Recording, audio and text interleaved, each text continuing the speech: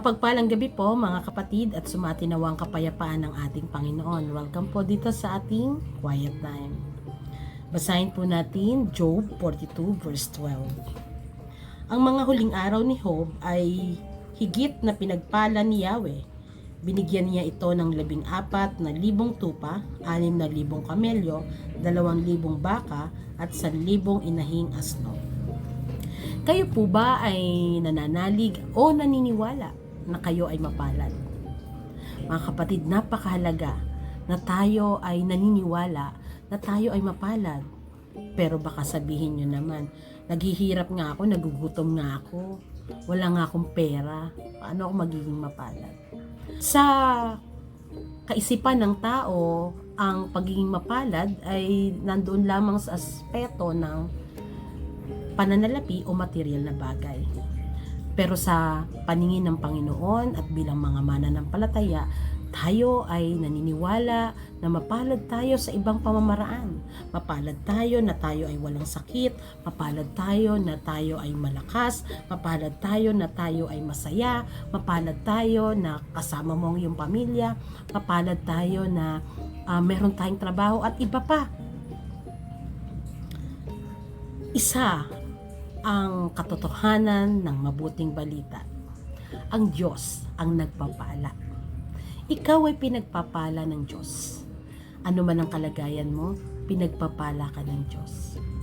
Hindi ka pinababayaan ng Diyos. At sa kwentong ito, alam natin ang pinagdaanan ni Job sa kanyang buhay, kung paano naranasan niyang mawalan ng pamilya, mawalan ng mga material na bagay, mawalan ng yaman, mawalan ng mga kaibigan, magkasakit.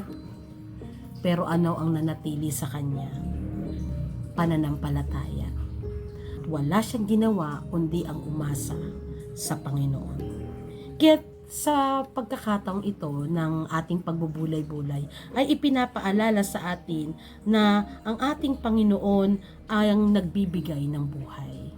Ang Panginoon ang nagpapala sa atin ayon sa kanyang kalwalhatian at kalooban, na kung saan ang hangad ng Panginoon para sa ating lahat ay buhay na may integridad, buhay na may katapatan, na sa kabila ng nangyayari ngayon, no, sa kalagayan ng bayan, ay hindi natin ito patulan o hindi tayo gumante ng isa pang kasalanan o ng pagkakamali.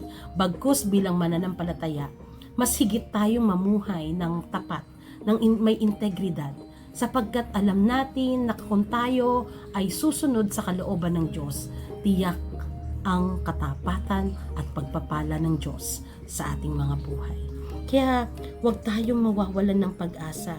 Ang Diyos, kung paano siya nagtiwala kay Job, ang Diyos ay nagtitiwala sa iyo. Ang Diyos ay nagtitiwala sa iyo na kaya mong malampasan ang anumang bagay dahil sa kapangyarihan ng ating Panginoon, sapagkat ikaw ay nananampalataya at nagtitiwala sa ating Panginoon. Hindi po ba't ito isang napakabuting balita? Ipinapadama sa atin ng Diyos, hindi niya tayo pababayaan.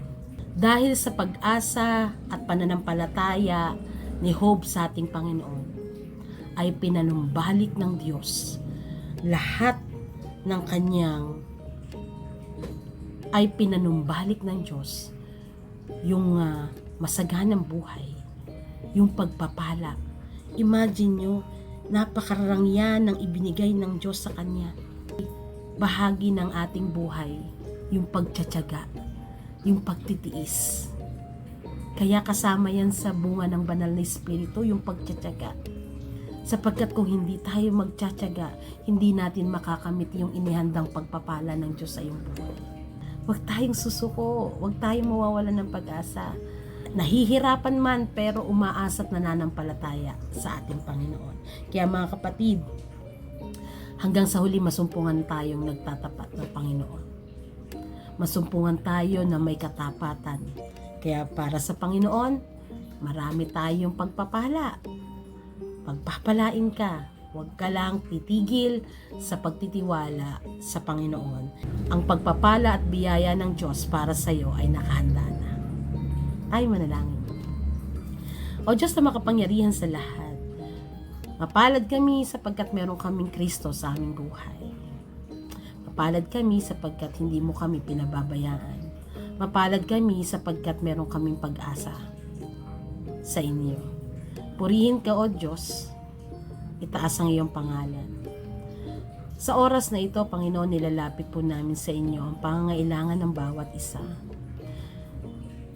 Meron po sa kanila na nahihirapan, nabibigatan, iniisip ang kakainin para sa susunod na araw.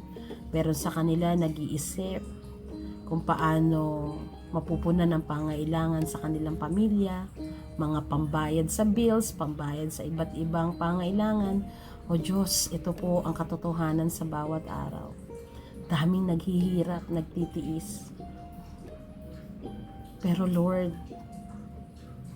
Ikaw po ang magbigay ng buong pag-asa sa aming buhay. Tulungan niyo po kami, mahabag po kayo.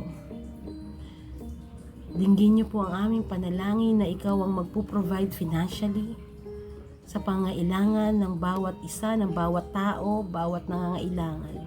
Ikaw ang magbibigay ng kagalingan at pangailangan, pantustos sa pambayad, sa mga bills, sa pang-araw-araw na pangailangan. Panginoon Diyos, Ikaw po mag-provide ng mga trabaho, hanap buhay, magkaroon ng mga opportunities upang ito ay maging instrumento ng inyong provision. Nananalig po kami sa inyo, O Diyos. Maaring sa oras na ito, ang iyong mga anak ay nakakaranas din ng problema, conflict sa kanilang trabaho, sa kanilang tahanan, at gayon din mga personal na kahilingan. Panginoon, Ikaw po ang magbigay at magpadama ng inyong pag-ibig, pagkalinga, pamamatnubay.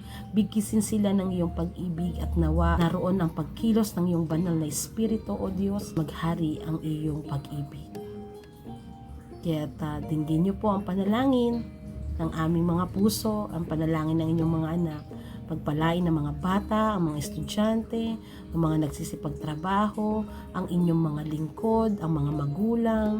O Panginoong Diyos, Ikaw po ang magpalakas ng pananampalataya ng bawat isa sa amin. Maraming salamat, Panginoong Diyos. Ito po ang aming panalangin sa tanging pangalan lamang ni Jesus. Amen at amen. Mga kapatid, tanggapin ang pagpapala ng Diyos. God bless everyone.